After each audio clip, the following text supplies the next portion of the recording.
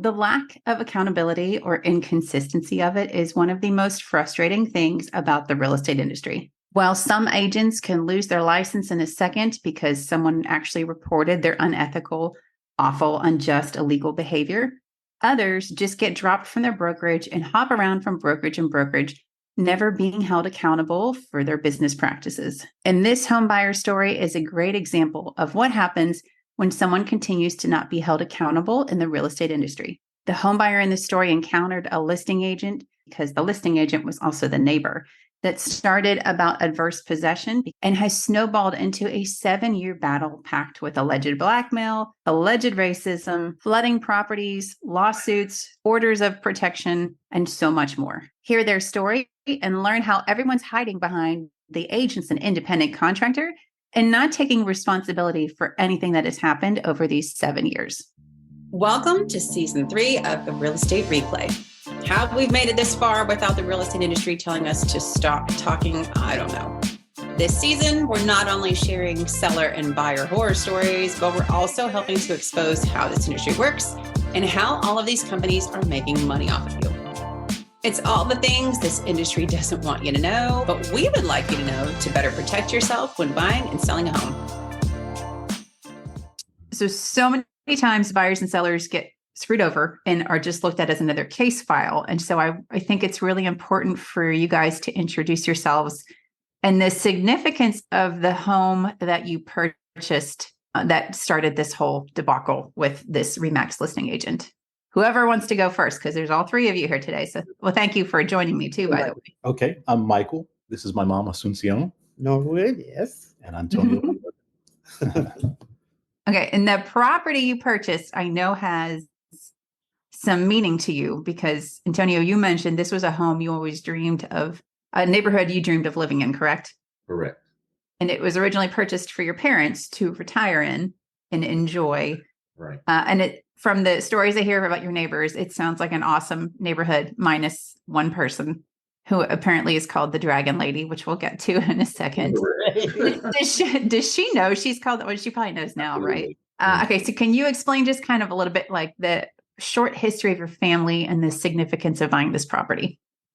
I think it stemmed from when we were kids. My parents, after church, would take us riding. We'd go to dinner and then we'd go riding to see how people live that had managed well with their lives. And at one point, my mom was cleaning houses in this area. My dad was doing lawn work. And when I was a kid, I always said, boy, when I get old, I would love to live in an area like this. And as my parents got older, they were in another neighborhood for 43 years. And I would come visit every summer or every year, Christmas. And I noticed the neighborhood started to decline. And so when we got the appraisal on the house, we knew that was a red flag because it wasn't worth what it was worth simply because the neighborhood was going down, intentionally redlining, might not add that. Mm-hmm. And so I took matters into my own hands. This was a topic for like 10 years. Mm-hmm. And I just knew I wanted to buy in a beautiful area that in a house that worked for my parents, where they had everything on the main level and then upper level for the kids visiting, grandkids visiting, and then lower level, if there's in-home care, they would have their own independent space. And this house fit the bill to a T. And you were in Spain at the time, right, Correct. Antonio? Okay. Yeah. I'm still in Spain. I still have my place there. But considering all things, we don't leave my parents alone. Either my brother and I rotate. My brother just arrived, actually. I've been here since March. Oh, okay. Michael, where do you live? In California. Oh, okay. Yeah. So you guys rotate who comes to hang out to basically protect your parents from this listing agent. So let's talk about her because this story spans about 7 years. And I've combed through so much stuff. You guys are so organized that it makes it really easy to see how she works and see the setups that go on and how she is able to situate herself to make it seem like she didn't do anything and always play the victim. So I think it's really important that we kind of go through what happened and the things that she has done, because to this day, to my understanding, Remax has yet to ever respond to you, correct? They've never responded. No. When I reached out to her brokers, I literally went to the office and explained to them the situation. And they just sort of threw their hands up in the air and said, "What do you expect us to do?" It's And then baffling. sent them a formal introduction of what was going on. They had a lawyer on it, and the lawyer says, "We're going to just lawyer up and sue you for defamation, intent to ruin our brand, and so forth." Intent to ruin your brand, even though your life's been ruined. Let's worry about their brand. And Right. and to my understanding too, and this is what I hear all the time, is that these brokerages and these big companies hide behind the fact that their agent is an independent contractor. So they're not really responsible for some of this stuff because they're not their employee, which I hear a lot. So I'm excited to dive into this because, and I got to warn you, when we get to the one part about the blackmail, I wasn't ready for the photos that were in that file. I didn't the chat file.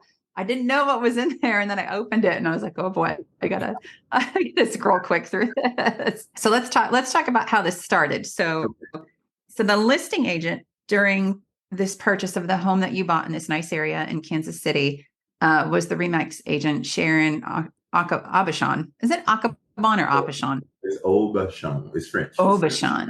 Mm-hmm. I mean, I don't really care if I say her name wrong, but I guess it should be professional and say it right. I don't think she deserves the courtesy, but okay. So the listing agent during this purchase was the Remax agent, Sharon Aubuchon, who happened to also live right next door to the property that you purchased.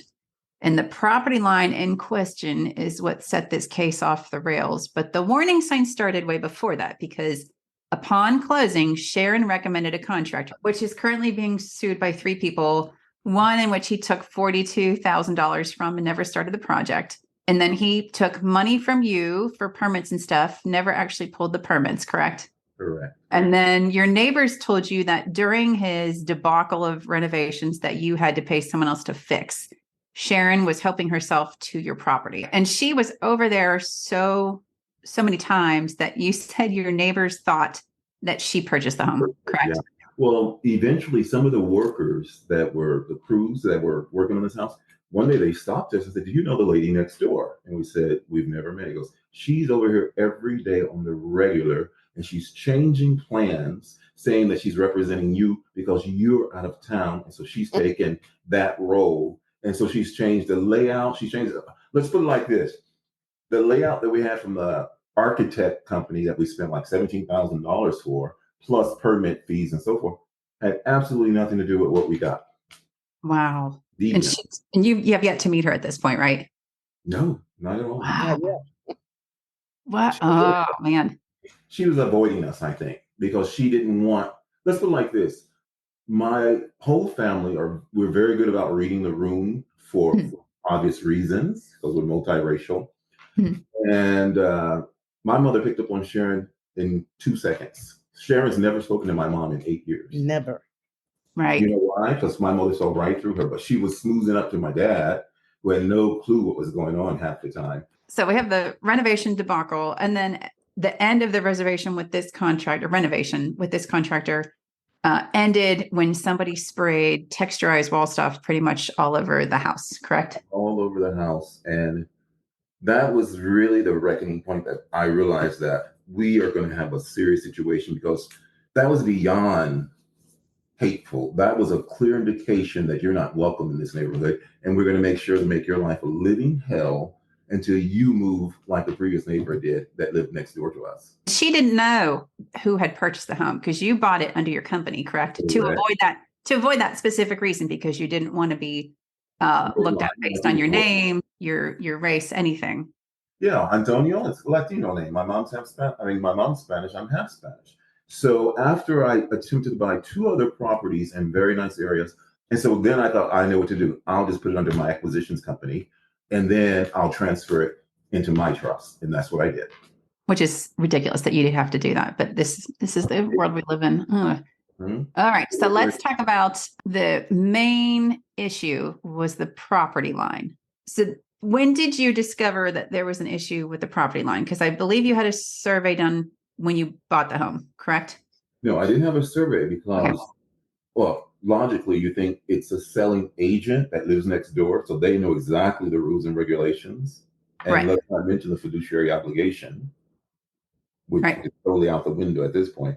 Our irrigation system runs 18 inches from her driveway. So I know where the property line is. And so the sprinkler line was on the property line when you closed.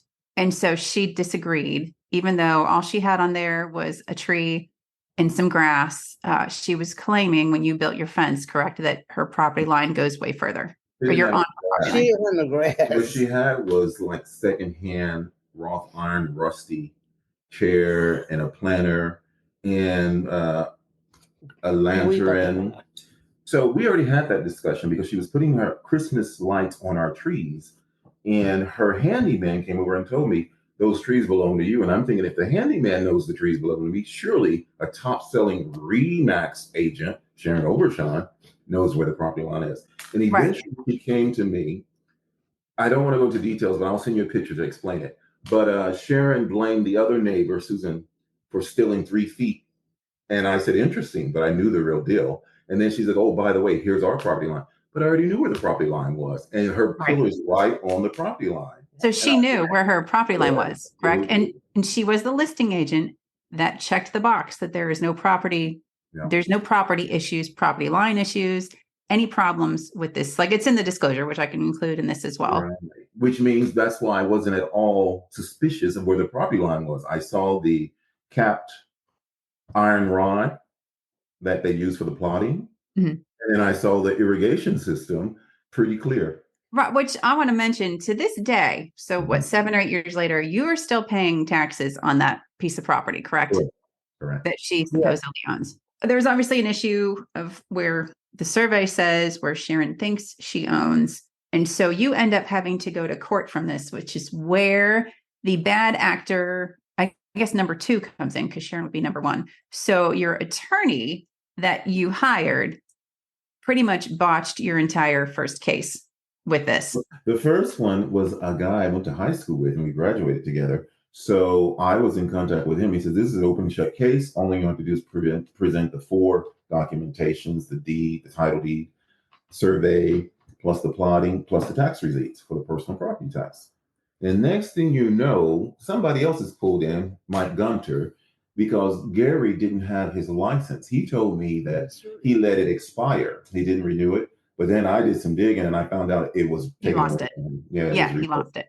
And he just got it back, but he didn't tell you that. He just got it back for my case because Mike Gunter was supposed to be someone who says, this is open and shut, we got it. And then I noticed this volleyball back and forth. I called Gary. Gary says, Mike's handling it. I called Mike.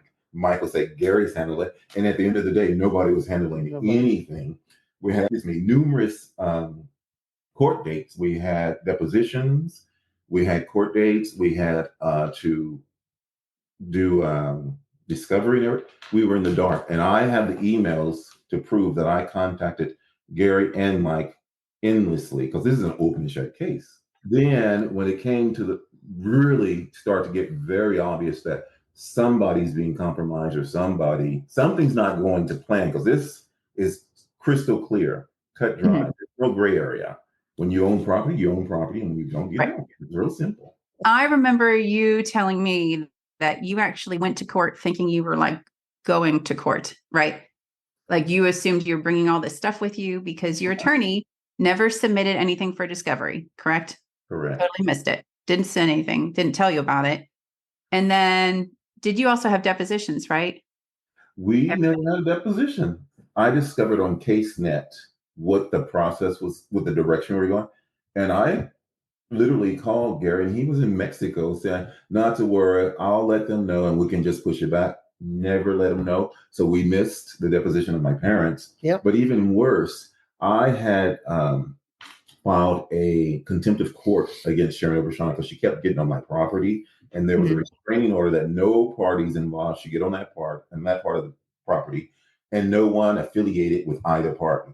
What does Sharon do? She plants, and then she puts signs and maintains and waters.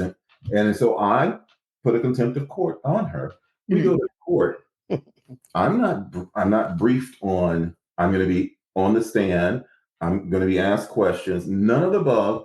First person they call is me to the stand. And I'm thinking, I'm not the one breaching the contract. She is. So right then I knew there's something that's very smelly going on here. Because I'm not the one in contempt of court, but I'm the one called onto the stand.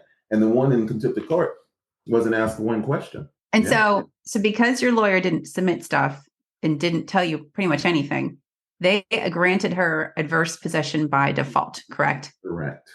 So not because in everything she wrote in her statement, they just accepted as truth. Like they didn't go out themselves and interview these people, that none of that. Like they just assumed whatever she wrote was truthful and gave her possession by default. Correct. And then she turns around and puts sanctions on you, correct? Correct. For something your lawyer did, which then your lawyer did not respond on time, did not file correctly. And even when the clerk told him, you didn't do XYZ correct, he still didn't correct it. And so that didn't work out. And so we have this mess going on. But during this time, share what happened with your other property that you had in Kansas City. Okay, that's a property I had in Midtown. It's called Coleman Highlands, and it was used as a corporate rental. And I would stay there. 4 different Royal players, Kansas City Royals, rented that property. And I would stay there because my parents lived out in the suburbs, and I was in the city where most of my friends are. And one day, one of my neighbors contacted me and said, there's this lady going around saying that your house is a drug dealing house and there's going to be a shootout. And so he contacted me because he's across the street and his kid's bedroom is right in front of my house. So he was rather concerned. And before you know it, actually Airbnb contacted me and let me know that there's someone out there that's insisting on leaving you bad reviews. Now, granted, I had over close to 120 5-star reviews because it's a 5-star place. Mm-hmm. That starts. And also somebody allegedly was booking your property and then canceling it in the last minute. They book it for like a month. And then they would cancel it. Meaning I would lose that slot.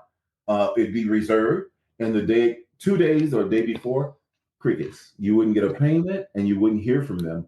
And I just I know who that is. So that you have that happening with that property, and this is important because later on, she's trying to get more information out of a different property that you own, and you don't want to share it for this reason, right? To protect yourself. But let's go back to, she filed sanctions on you. Your lawyer messed that up. And then her lawyer came back and said that they would only charge you $5,000 if you agree to never speak about her again. Never use a certain part of your fence or something. Right. The sanctions were 11,300 and something change that they wanted. That was filed because they claimed you didn't submit evidence and you didn't do a ton of stuff, which was really your attorney's fault. Right. Which I want to mention, you are going after that attorney, correct? Oh no, I'm going after both of them. Yeah. So I want to make that clear because I'm sure that's going to come up. Someone asked, why would you sue that attorney? The other one lawyered up, and I had to give a deposition about a few months ago. And it didn't go well because I was reflecting on the hassle, the suffering, the inconvenience, the expense, the aggravation. And it just sort of built up after 7 years. So here I am in a complete foreign office having to explain this all over again. It's all cut and dry. Right. He got $42,000 out of us, and he didn't do anything for us. Nothing. All right. So we're dealing with the sanctions. Then they come back at you just pay me $5,000, but never speak about me again or whatever. You can never sue her again. Right. Never sue her again. Basically try to silence her, even though at this time it's pretty apparent that somebody is trying to ruin your Airbnb property.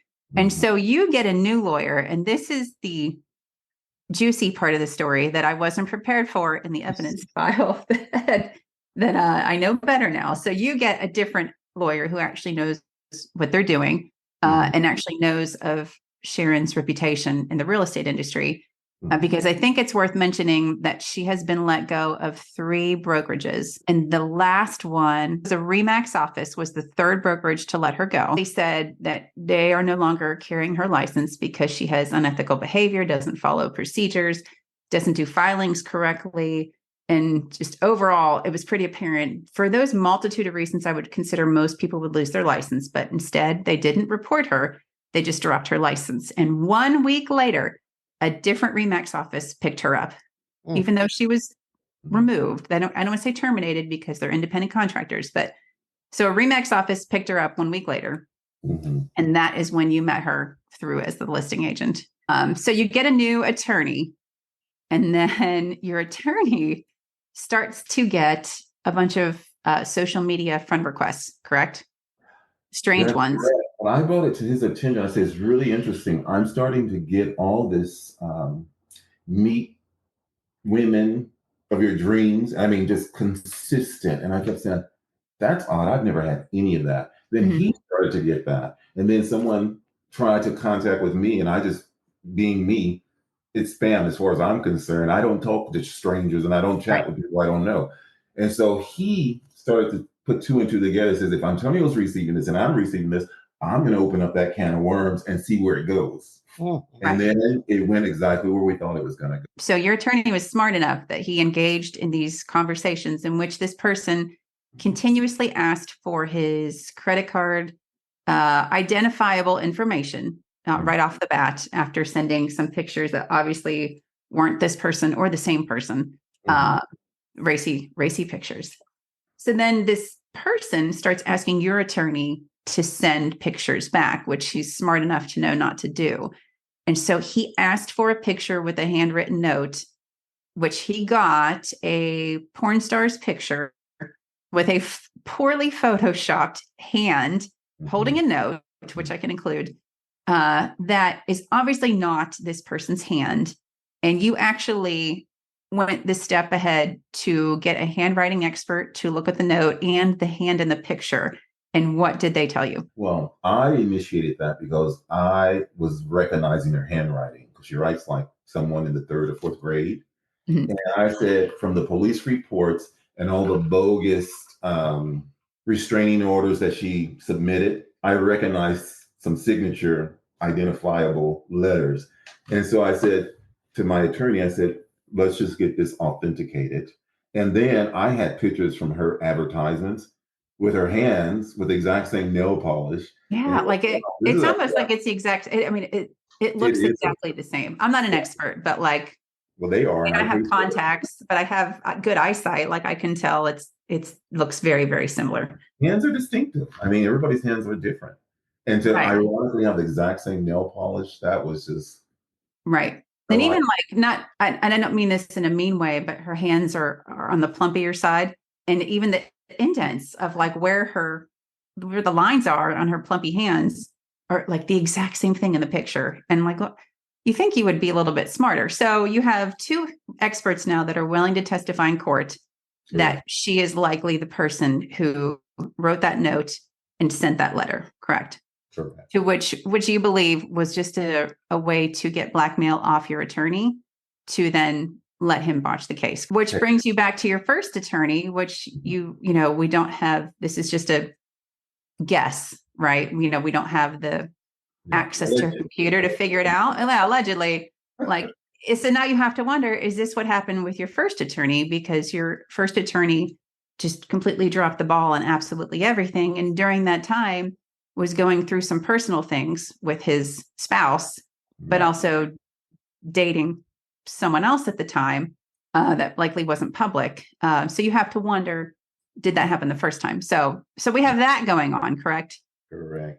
And Now, then not only that, Wendy, when we went to trial on a few occasions, he was just a bundle of nerves and he was beat red the whole time, which was a red flag for me. I'm like, this is an open and shut case. Why are you acting like this? And what's going on that you can't do your job?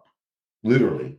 Important to note that she offered my family money for the property. Yeah, $80,000. $80,000. And I declined. And but of course, since my parents live here, I said to my parents, my mother says, absolutely not. She should have came to us like a decent human being and said, would you mind selling me 5 or 10 feet of your property due to XYZ reasons? Instead, try to get me arrested, try to give me a criminal record, ran up my financial bill, and terrorized my parents and myself without any recourse whatsoever. And so now it was just too little too late, because there's no way. And I told my attorneys, she could offer me $5 million and I wouldn't give her an inch of my property. this was supposed to be like a upscale, quiet, safe, comfortable retirement for you, right? And it didn't. She made that completely a disaster and ruined the whole thing. Told the $80,000 to Gary. the lawyer. Mhm. They went to school with my son. And then when he can talk to us, that's what he brought to us. That, well, Miss Norwood, she offered $80,000 to buy their property. And I said, Gary, how can she offer $80,000 for the property? And she said, it's her. If it was her, why she want to Right. offer us some money? Right. You know, Right. If it's oh, well, technically hers. if I was you, I would just take that and let it go. I said, no, we're not going to do that. My Mm-mm. son is not here, and he's the one to run the show here. And when he's not here, we're responsible, me and my husband. So, Mhm. no, we're not going to take any money from her for the property. The property belongs to us. And we Right. pay taxes on the property, and she can offer all she wants. She's not going to get it.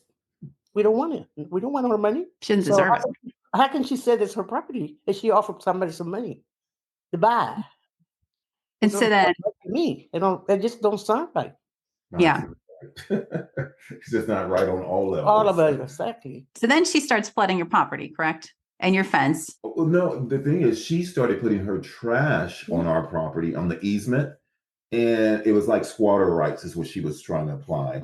Then Hmm. she had some guys plant bushes on the other side of the property line on our side, and when I pulled them up, I've had this problem with him since he's moved in, and I haven't had any problems with any neighbors. They're trouble. They need to be investigated. No way can they afford a house like this unless they're dealing drugs or doing something illegal. Oh my God. They don't Oh. belong here. Yeah, she told the police they don't belong here, and you should investigate them. Yeah. He paid cash for that house. No one does that. People do that, but she's Yes, insinuating they people do. that look like you don't do that. Yeah. Hey, Wendy, when they save all their lives, they do that. Oh, what a monster. All right. So during this time, so she gets, because I know this is such a complex case. So you go through your second attorney. She realizes that your attorney is actually competent. She can't blackmail him. And during this time, now that your fence is up, she's quote unquote watering her trees, but watering your fence, floods your property. And then at the same time is flooding your neighbor's property from behind. Correct. Did you see that video where she literally intentionally had the entire amount of water coming from her property, gutters and all, to like maybe an 8-inch vent going directly to that property, and then that our property is like maybe I would say about a foot lower in grade. So whatever was flooding that property would overflow onto ours intentionally. She literally found someone to funnel that water to both properties because Susan became very friendly with us, and she was on our side saying she's wrong, and Susan knew where the property line is because she was the neighbor. She goes, she's never did anything to that property until you showed an interest. Then all of a sudden she's decided she's going to start showing an interest because she needed it. 18 inches wasn't enough for her to put in an automatic gate, to support the pillar. And when I addressed, I said, you're going to have that pillar removed from my property. We've worked all our lives to get where we are, and there's no way I'm going to be flexible with someone trying to steal my property. And I want to mention, so Susan is the other neighbor whose property was flooded, which she went to Sharon and said, you're flooding my property. And Sharon sent her an email, which we have, which I'll include again, telling her it's not really her fault that the property's flooding. And then sends a whole paragraph saying you must be aligning with Antonio now, and that you should be careful or your property might be shorter, just like his. So basically threatening her, if she doesn't back off, she's going to take her property too, which she put in writing, which is probably, when you operate like this, is mistake number one, right? Don't do anything in writing, because now we all have it and it's all over TikTok. And I think it's important to point out, because I have lost track, that during this time period, how many times has she called the police on you? Over 47 times. Over 47 times. And how many times has that actually led to you going to jail? No. None. Thank you. I'm not trying to steal property. That's what she wants. That's what she wants. Right. So, but I think it's important to mention there's video of her in public saying that you have this violent arrest record again. So she's building this perception of you that you are this, you're not a white guy and you're a criminal and you're bad, and poor her, she's a victim, but you have never been to jail. And yet she says that. And then she alludes that you are locked in a closet because he put you, or the attic, or what did she say? Which you're obviously talking to me right now, and you are not in the attic, so I think that you're okay. Well, Ah. you know what's crazy? Actually, Wendy, all our elderly neighbors who have kids around my age, they're all signing up to adopt me and my brother because they Aw. think what we do for my parents, our parents, they're Yeah. like, that's so rare that you guys literally spend focus on your parents' well-being because they understand being elderly or being widowed or having a financial situation because of circumstances. And my family is very unified when it comes to doing what's best for everybody involved. My little brother and I, especially, are very united when it comes to my parents. But unfortunately, that's not going to hold any water, is it? Because obviously, I get along well with my parents, and I do a lot for my parents. If I purchase this home for them, that means we must be pretty close. Otherwise, Right. it'd be another investment property for me.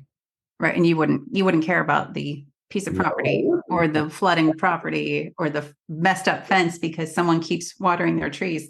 I think, but I want to go back to the arrest records real quick because there's two cases.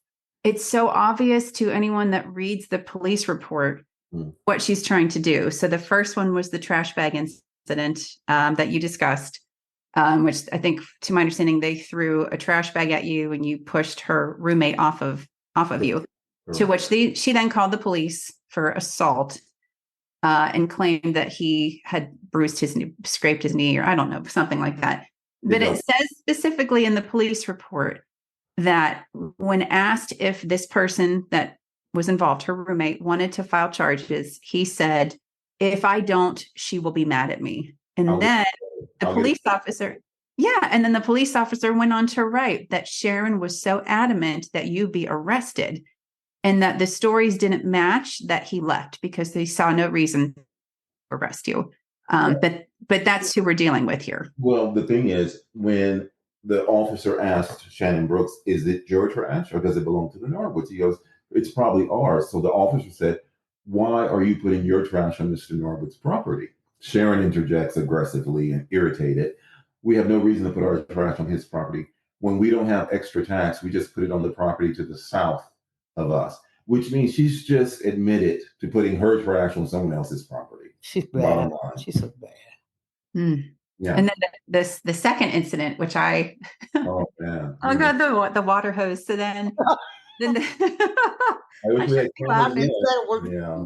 I shouldn't be laughing because Oh, this yes, is you can laugh, this 'cause is it's- taking your time and your life up. But so then the other time that she was able to take you to court for quote unquote assault is you told me that she was watering her plants and like squirted you. I feel like you can tell the story so much better than me, but when I read how you explained the story, I was laughing so hard to my husband. Like an out of body experience. I'm minding my business. We're in this process of getting this property together, gardening, removing trees, planting bush. I mean, really doing what we do. And here she comes with this long to the floor crochet red. I mean, like blood red. And then she has a jacket to the floor, crochet to match in August. And here she comes. And I'm looking at her cameras and looking at me trying to angle herself so she can look like she's the victim. So she squirts my ankles. I ignored her. I said, "I know what you're up to. I don't have time for your craziness." Next thing you know, she squirted me again, like I didn't get the results I wanted. I said, "Oh no, you don't." So I got my hose. I was it was with a trigger, so the water was on. And we do have very good pressure. So and so when she tried that stunt of she balled up her fist, and in that deep manly voice of hers, she go, "Hell no," she started to charge me. And my little brain, I was like, "Oh no, you don't. I know what you're doing. I'm a brown person. I know how this works." So I squirted her right between the eyes so she couldn't. And I said to her, I said, "You can't hit what you can't see."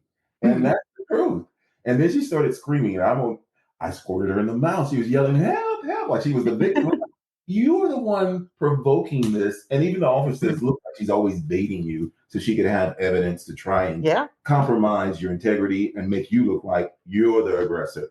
I said, "I have a squeaky clean record. I've never even had a parking ticket in my life. So it's going to be a uphill battle for her to make me look out to be a criminal. It's just Non-existent. So they left, but then they came back because at like 9 o'clock at night, right? They knocked on your door. Well, the officer that handled the case, he got my side of the story, got her side of the story. And he was perfectly fine. He said, "You two just stay away from each other." I said, "Sir, that would be my greatest wish is for her to stay away from me." But every time you look up, every time I'm outside, I do not go outside without this being on video. So I can just push the button because you just never know what flavor you're going to get that day. So 9 o'clock at night, all of a sudden we have two other officers issuing a warrant for my arrest. So she called the police and she bitched and moaned until she got the results she wants, because that's how she operates. So which this went to court, correct? You had to go to court for this. Yeah. Well, we went to the preliminary hearing, and the judge wanted the evidence. She goes, "Mrs. Overshawn, do you have any bruises, cuts, scrapes, black eyes, broken bones?" "No." "So torn clothing?" "No." She said, "What are you presenting? And what type of assault was this?" And she literally shows a picture of her wet dress. And the judge puts her hand like this and go, "These serious cases I have to deal with, and you're bringing this to my court? I think this can be settled out of court." And the day that we had the actual court, that's when the judge gave me a 90-day sentence of stay out of trouble and nothing will show up on your record. So that day I went back home to Spain. But can you imagine the inconvenience, the uncertainty? To that point, my mom told the officer, she goes, "I have 4 kids and 3 are boys. I've never had a police officer ring my front door in my life. And now we've got these foreign people in this area." I was just not ready for that. It's crazy. Yeah. So that my mother developed an ulcer. Yeah. A very bleeding ulcer. So it erupted twice.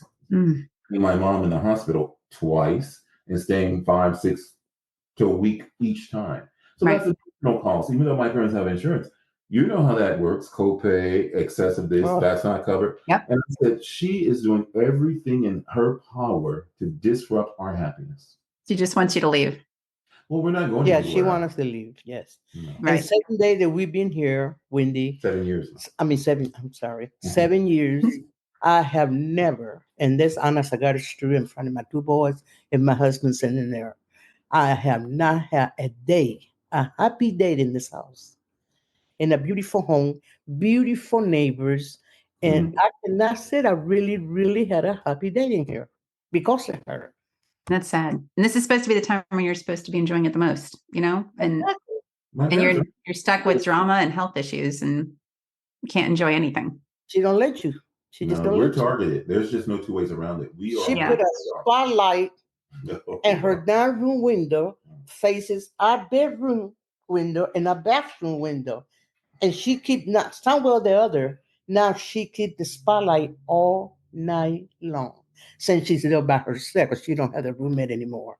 So I said, never roommate anymore. You have to put up with that. Yeah. I really come on. I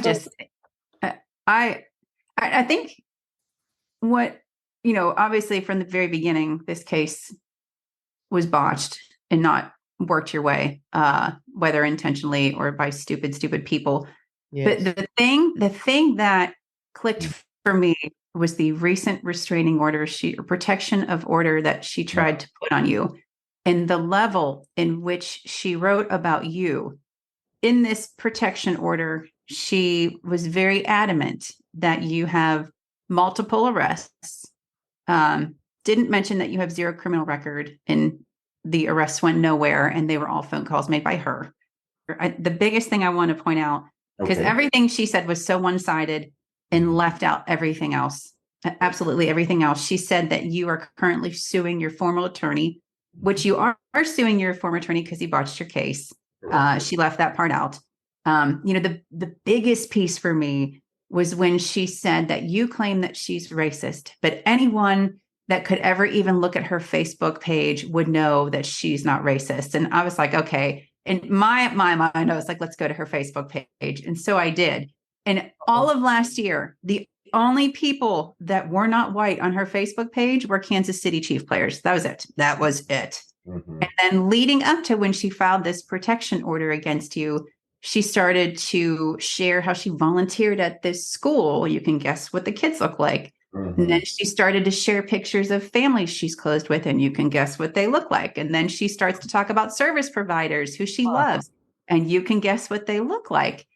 And I was like, why all of a sudden, right before you file your protection order leading up to now, are you suddenly posting people of color? But you were never doing that prior. And then you leave your breadcrumbs up to your protection order where you tell people to go look at your Facebook page. You can't be racist. And I did a video about this, and I told you I went last week. She deleted every single one of those photos. She got some every single one of them. She got serious community, and it's like she's non-existent in most places on Instagram, on Facebook. It's all private now. Where before that was her bread and butter. Check out my reviews on Zillow. Check out my reviews on this and that. And then I think it's important to also mention on her last sentence, which I had to ask you about because I couldn't understand. Okay. She mentions in her protection of order against you how she is a proud Kansas City Chiefs fan, and she was once their clothing sponsor. And I was like, what the hell does this have to do with Antonio and this property and the protection of abuse? But you explained it to me that during this time, Patrick Mahomes lived in your neighborhood. Correct? He was street over, yeah. We're on the corner, and then there's a property, and then he's on the next corner. Right. And so that shows you what kind of person, like how she builds her case. Listen, I'm not a psychology major, but I do like to see how people work. Right. I mean, yeah, you are. What a doctor on top of that. Right. It just seems very apparent when you read the protection order against you of how it was built. Right. And I just don't understand how she's still working. I don't get it. But I want to go back to knowing that she was let go of 3 brokerages, one being Remax, that another Remax hired her 1 week later. What has the broker said to you, and what has the state board said to you? Because I get those questions a lot online. Okay. Well, when I approach the brokers in person and also via written documents, they just let me know that they're not going to do anything. And if I pursue this matter, they're going to lawyer up and sue me. Mm-hmm. And when I went to the National Association of Realtors, they said it's a civil matter, not a criminal matter, and they have no judicial coverage on that. Then I went to the ethics department for the Commission for Realtors. I reached out to them, and they said, you need to hire a lawyer. And then I reached up to them with my new lawyer, and crickets. They didn't even respond. Right. So the first time they responded saying, you need to have a lawyer to deal with this situation and address it. And the second time when my attorney sent them the information, they didn't respond. Yeah. And that's not uncommon. And that's, they have a buyer whose agent lied to her. And the broker said, I'll talk to you about this, but don't go to the real estate board. This is in Texas. And she's like, okay. So she talked to the broker. It went nowhere. So then she went to the real estate board. So now the broker's like, well, I'm not going to talk to you about this unless the real estate board forces me to, or we can settle this out of court if you drop your complaint to the ethics board. And it's like, well, like what's a buyer supposed to do? Like you're going through the right steps, but then you're told, I can't help you unless you do this. And then when you do that, you're told, never mind, don't do this. And this poor person is like, this lady is pregnant in Texas with no air conditioner. Spent all her money on this home that was supposed to have a new air conditioning and it doesn't. And so this has been since February and we're now in August. But this is what happens. Like they just give you the runaround and they don't hold anybody accountable. Sharon has reached out to me once, which I told you on LinkedIn, saying that, why am I not sharing her side of the story? And any media publication that has reached out to her has dropped this conversation with you once they hear her side. And to that, I wrote back, I think like 10 things with factual evidence to say, let me know which one of these is incorrect. And it went line by line by line, and she never wrote back. But I think it's important that you share your story. Your whole family does as much as possible, because she has used every system she possibly could, the court system, the police, for herself to make her look like she did nothing wrong. And because of how she looks, it's really easy for her to do that. And because of how you look, you have it twice as hard and nobody will hear your story. And I think that that's frustrating that she plays the card to her benefit. So I that's why I think don't want to talk to her. I don't care what she has to say. no, everything that's going to come out of her mouth is going to be an untruth. First of Right. all, she is the one who obtained this restraining order. You should have seen our faces when the two policemen came. And ironically, one of the officers' wives was a realtor. He says, "Oh, Mm. he has a history. My wife knows about her." But he didn't go into details because he was there to serve me a restraining order. A restraining order so I couldn't post anything or protect my parents or protect my property. All lies. It's all unsupported. Right. And I think it's important that we mentioned that Remax has said absolutely nothing to you. You have sent them a certified letter. I know that they have seen the videos. They know of this story. I believe, in just my personal opinion, they're hoping it just dies down and nothing happens and they can just go about their day. And they also hide behind the fact that it's a franchise brokerage and she's an independent contractor. But if no one holds anyone accountable, like how often does this stuff go on? Like, does Remax not care about what their agents are doing? Because I have seen agents lose their license for way less. Like even just one racist comment could have their license gone. But this has gone on for so long and they just choose to ignore it, which I think is disgusting. Well, join our club. It's not only disgusting, it's disruptive, and it's very alarming. Alarming that you can spend that amount of money, have absolutely no recourse, and you are victimized by this individual that knows exactly how to manipulate and weapify. When she's weaponizing the judicial system, she's weaponizing the legal system, she's weaponizing law enforcement, she's weaponizing everyone in her power to be the victim when she is the perpetrator. And nobody's just going, well, because I think it has to do with a class thing too. People, when they see this area, they're just probably thinking, oh, two rich people moaning and groaning. That's not the case. We're not rich. My parents are factory workers. They worked at General Motors. When's the last time you saw a rich factory worker? I haven't seen any, unless they won the lottery.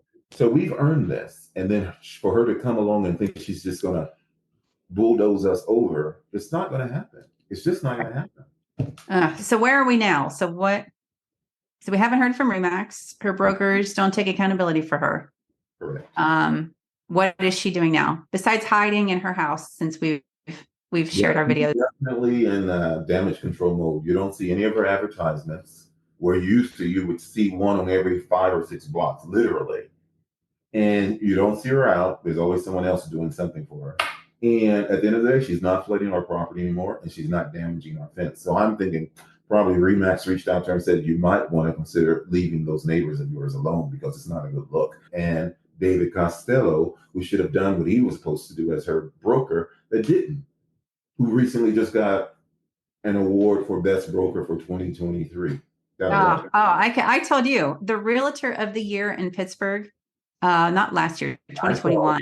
Yeah, he got indicted for HUD fraud, like felony charges. And his name magically got erased off of the realtor of the year website. And all the cases are sealed. You can't read anything about it, but it doesn't matter. The Good Neighbor Award, it doesn't matter because they can still do stuff. It's PR fluff, right? Like it's not.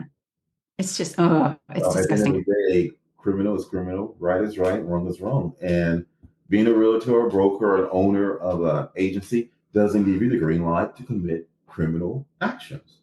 Right. Especially the most important purchase of your life. Right. And as of today, I looked today, she still is licensed with David Costello. Well, I'm sure Premier. she's no heat, and so is Remax, because like I said, you see the comments. I know you read them all because I see your response. People are not thrilled about this because they're thinking, what if that happens to me and I don't have 6 figures to fight the situation? They can just go around and steal what they want when they want, and you're at the mercy. And I think that's the most insane part to this is the amount of money that you've had to spend to just defend yourself. Right. Yeah. And the health issues in the 7 years that were supposed to be fun for you in the house has just been miserable. And I know, like, your husband now is dealing with some stuff too. And so all that time that you could have spent enjoying your time was ruined by next door. One person in a very That's true. flawed judicial system. Right. Flawed beyond flawed. It's literally Mike, what's the word you would use? My brother's very Michael, you're quiet. What did we miss? What do you want to share? We're all quiet by nature, believe it or not. Oh, We're very Antonio, there's no way. You There's guys no are way. covered all the bases.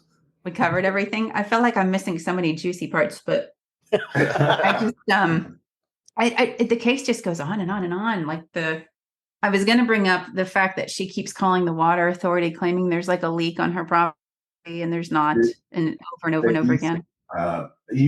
Easily 40 times.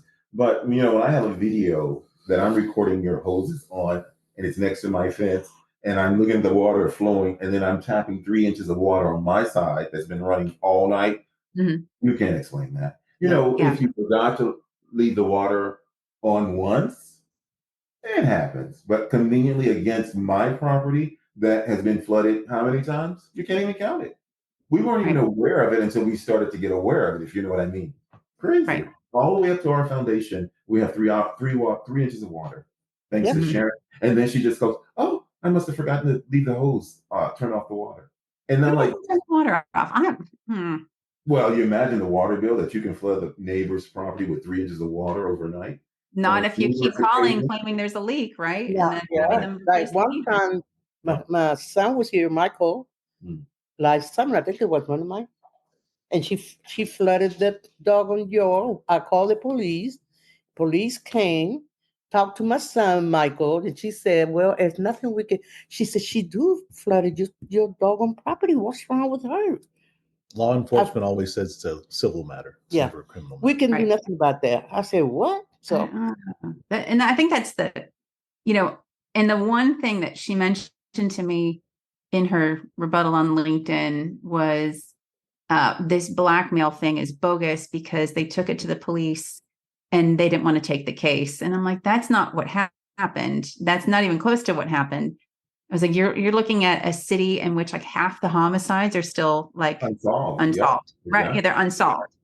So you come in here with blackmail that this realtor was trying to solicit D-pics from an attorney. And as juicy as that sounds, like they have a boatload of homicides they're still working through. Like they don't have the manpower to take it. It's not a rejection, but that's how her words work, right? She says nobody wanted to take the case, but that's not the reason why. And no one said no. They just tell you to go talk to the FBI, and the FBI told you to go back and talk to the police. And so you're just stuck. But what I wouldn't give to see what's on her computer, what I would not give to see what's actually on there, and if this has been done to other people, which I would assume. I would assume you're correct. Interesting enough, yesterday there was 4 pickup trucks in her driveway, and they were hauling away files. So I'm curious. Really? Oh yeah, I'm just curious. What were those files, and why did you need 4 pickup trucks loaded with files? With files? Files, yeah. By the time I saw it, the last truck had already pulled out. But she's got that 9-foot fence. So we don't see what she's doing. So I can't see when cars are in her driveway now. Started to notice that there was traffic. And I'm like, what is she up to now? Right. So I wonder what's in the files. Somebody's tipped her off or something. Because you can rest assured, we're not her only victims. That I can guarantee you. Right. That's and I will say, since I started talking about this, I told you I got like this random text from a number that I don't have saved. I don't know who it is. And when I tried to look it up on those like search finders, there's no name address to it. And it was just like, I know that. Yeah. So there was absolutely no name, and it said it was some phone in Chicago, which there's zero information for anything about this phone number, asking like, "Hey, how do I know you?" or "Why do I have your phone number?" or something like that, which I just deleted. I just deleted it. And then I told my husband, which I trust completely, and he would never do this, but I was like, "Hey, if someone online starts asking you for dirty pictures, please let me know, because I feel like you might be getting something." Not that he would participate in that, but I felt like I needed to warn him, because he'd probably just delete it and think they're crazy. Exactly. No. She's got fillers everywhere. And I've been told by other agents that there was a couple in Midtown, actually. It was a mixed couple. And this realtor told me Sharon must be racist, because whenever there was any conversation, she would only call the white person and she had both the numbers. And he goes, Mhm. that's just so racist on, because the other one was at home where the other one was probably working and traveling. But they said, I just had a conversation with a former client of hers, and they said she's racist. And she is racist. She called us an effing N word. Not according to her Facebook page, though, right? Well, I'm going to tell you what she said. She said she's fed up of these effing N's. And then she says, if you want trouble, you found it. Don't say you Who'd she weren't say that warned. to you? To me, yeah, the threat. And then she goes, don't say you weren't warned. I'm coming for you. Verbatim, huh? And then she says, I'm going to make your life a living hell. That was verbatim. I'll never forget those words. It's the most amazing. And you're thinking, well, why are you targeting me? I've done nothing but give you a big commission and upgraded your property value, and you're coming for me for what reason? What's the reason? Oh, it's so disastrous. Well, it's getting some grounds now, thanks to you and the other two advocates, one locally, the Irish Star lady. She's yeah. And yeah, then, I would love to know what she said. That I think we mentioned this, but on the topic of race, she talked to a past contractor or someone that worked for the contractor who said that Sharon didn't know they spoke English, and so they heard what she was saying about them while they were working, but he just didn't say anything. Just let her. On that note, I'm going to tell you the guy who was the in English, how do you say that? Mason, no. Okay. The Mason guy. He was a Latino. He barely spoke English, and he was her witness at the water fight that passed by in his truck twice. See, we pay attention because we know something's always up over there. And I saw him go by. He ran around the block and went by again. I said, boy, she's good. Anything to make her look like the victim and I'm the aggressor. Right. But thank you that some judges just aren't buying that Kool-Aid she's selling. Some, but others are. And you know what we didn't mention is when you went back to court, I don't know if it was for the sanctions or what it was. And they were asking you questions. What was that for? I wanted to mention that. Deposition that her attorney, first of all, he asked me, so Mr. Norwood, how many drinks had you had today? And I looked at him like, oh, so Sharon's trying to make me out to be a drunk. Okay, not a problem. Yeah. And then he goes, what's your high school address? And I have no clue what my high school address is. I've been out of high school for 40 plus years because she wanted to find out so she could dig up some dirt if I had any history as a youth, which I don't. Then she asked, what's your address in Barcelona? And I said, what does my address in Barcelona have to do with her stealing my property in Sunset Hills West? Yeah, exactly. And I was like, I'm not going to give you that information. The last time I had property that she was aware of, she got busy and tried to disrupt my income. So I'm thinking, you imagine I'm minding my business on the streets of Barcelona and there's a drive-by. I said, there's no way she's going to find out where I live in Barcelona. Or the fact that you wouldn't be in Spain to protect your property and protect someone from ruining that for you. And so I know that you refused to give your address for Spain, which should have absolutely nothing to do with the case. Which is a valid reason. And the judge got mad at you, which to me, if it were a woman who was being harassed, her properties were being harassed and this stuff, like I feel like they wouldn't have pushed the case. But because you're a man, I feel like they're like, what do you have to be afraid of? Why won't you share your address? Even though you have explained what happened to your past property, they still push you for it. And then the judge supposedly off the record called you an ass because you wouldn't share your property in Spain. Yeah, he said if he wants to be a horse's ass, then I'm going to sanction him. And so she demanded that I pay for attorney fees for $11,300 and some change. And my attorney was very disappointed. He's like, can't they see through this? So I did the necessary to not make that happen. And then I get a email from her attorney via my attorney saying, if I'm willing to pay $5,000 to all parties and agree never to sue Sharon again, then that will be satisfactory. And then we can say it's dismissed with prejudice. That was their proposal. And I just totally ignored it and nobody came after me. And I said, I should be in contempt of court if the judge ordered me sanctions of $11,300 and some change. Right. Never did. Never happened. Why? It's bogus. That's why. Oh, I hate this whole story. Mm. Just the fact that I think the videos alone on TikTok are at like what, 4 million, 5 million views, so like a total. And there's not a peep from anyone that's responsible for her. Then Nothing. that can be a reflection of them and their Yeah. responsibilities, because it's not going to go away. First of No. all, I'm not going to let just $300,000 go up in smoke because some racist, crazy realtor. Someone's going to make me whole again. That's my retirement money. That wasn't the plan. And I'm thinking, what if I didn't have that money? I'd be in jail. I would be in jail. That was her goal, to get me out of the way because I'm disruptive to her mission. And her mission is to run over whoever's in her way and do what she wants. And if you don't agree with that, you're the target. Mhm.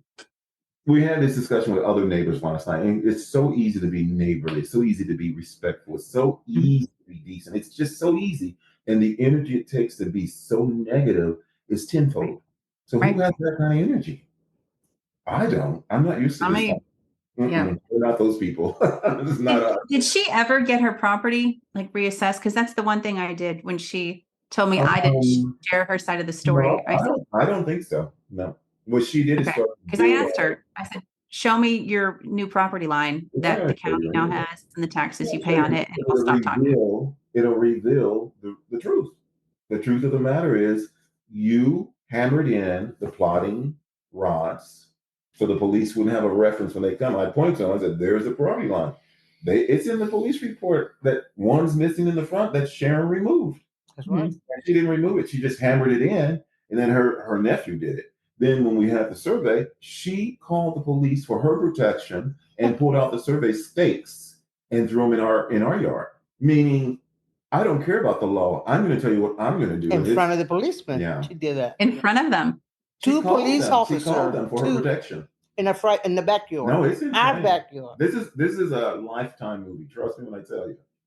This is Make sure you get the rights to this when someone maybe you can get your money back that way. Just sell your story to Lifetime or something, or the Hallmark Channel. Is this Hallmark Channel worthy? I don't know. Is Wendy? Can you imagine if I wasn't in the position I'm in, the habit that would if I had young kids and I was married and I had a career and I had to travel and she would have ran all over us. Mm-hmm. And that's what really gets her goat is this didn't go to plan. Right. Because the previous people, she would always say, well, the Gilberts let me do whatever I want. And the first thing I said, what exactly are you doing that the Gilberts have to allow you to do it? 7 years of the legal system, and we're at square one. And she's giving us the middle finger on every chance, literally waving at my mom like they're on friendly terms when there's company. So when my mom doesn't respond, she goes, see, I told you they're not friendly. You see what I mean? My mother's like, ugh. I said, I never spoke to her. I never waited. She always used to, not anymore. No, because she got the property. She got the property now. Mm-hmm. But right in front of her lawyer, she was on our property with the lawyer, and I was in my backyard. And she waited. I and went in the house and closed the door. I never speak to her. I never met her. She never introduced herself to me. The selling agent. Now the other neighbors, on the other hand, we got fruit baskets, we got homemade cookies, we got cakes, flowers to show you how nice they are and welcome to the neighborhood. We're invited to the pool parties, we're invited to the cocktails, we're invited to the barbecues, which means we're not the problem. Right. You're not the problem. We're not. How do I get invited to this stuff? Jeez. I will come. I get it. Listen, my husband's like, this sounds so weird. Why do you want to go? I was like, seems really nice. It'll be fun. Trust me. It'll be fun. Yeah. Yeah. You know what? You mentioned too, we talk about calculated, that when you first moved there, she was asking you like all these questions about things you like, and you couldn't figure out like about cooking and some other things. You couldn't figure out why until you realized that she was probably looking at your Facebook page. She definitely was, because we're in Kansas City. Kansas City is not known to be a selling city, if you know what I mean. Mm-hmm. He goes, so do you like to sell? And that when I'm like, how does she might sell? Because I sell in Mallorca. Mm-hmm. And I'm thinking, do you like to cook? And what's your favorite meal? And of course I cook, because I love to cook. And then after the third question, I said, you sure do ask a lot of questions. And she says, you can ask me anything. I'm an open book. And I'm like, nice. You've been a decent neighbor. The rest, I'm not interested. We're just not that busy. And she asked about where your parents come from. Yeah, she wanted to know my parents' previous address. And I told her, I was just vague. I'm like, she's awfully busy. Yeah. Why is she wanting to? Well, Well, to I mean, position that's us to figure out what our status is. That's what that Mhm. is. The Right. Midwest is very, oh, you went to that school. Oh, you live in that zip code. Yeah. So, Mike, you have the final words. My brother's a man. Yeah. What about anything else? Good Lord, we've been talking for, I mean, part of it's my He's kids, thinking. but He's always thinking. yeah, No, anything first of we all, thank you missed. for all that you've done Mm. and are Yeah. doing. So we appreciate that as a family. Yeah. Oh, absolutely. Second thing is just it's amazing to us that in 2023 that people don't step up like Remax. They never reached out. They never said, let's rectify this issue. And she continues to operate with impunity, and that's just not going to fly. It's just unacceptable. Have a story or a question you want to share? Hit us up at therealestatereplay.com.